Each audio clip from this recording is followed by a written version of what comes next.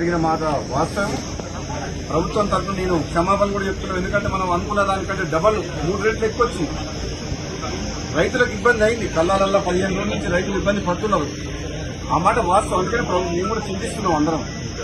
Definite గా రైతుల కోసం ఈ ప్రభుత్వం ఎప్పుడు కూడా రాత్రింబలు కష్టపడి రైతులకు అన్ని రకాలుగా సపోర్ట్ గా ఉండాలన్న ఉద్దేశంతో పనిచేస్తుంది. కాబట్టి రాబోయే 10 రోజుల్లో కంప్లీట్ గా ధాన్యం సేకరణ కంప్లీట్ చేస్తామని చెప్పి నేను కూడా మాటిస్తున్నా. ప్రత్యక్షంగా నేను కూడా ఈ గోడౌన్ హ్యాండ్ ఓవర్ చేసుకుంటానికి అధికారులతో మాట్లాడి గోడౌన్ ఓనర్ ఒప్పుకున్నా సరే బలవంతంగా నోటీస్ ఇచ్చి తీసుకోవడం జరిగింది. ఇంకొక 1,00,000 టన్నులకు తిరుమలగిరి సూర్యాపేట మండలం అక్కడ ఒకటి ఉన్నది, అది కూడా తీసుకోమని చెప్పిన ఇప్పుడు అడిషనల్ కలెక్టర్ గారితో మాట్లాడినా. వచ్చే 10 రోజుల్లో ఈ ధాన్యం సేకరణ ఎప్పుడు ఇంత ప్రాబ్లం రాలే, ఈసారి వచ్చింది ప్రాబ్లం.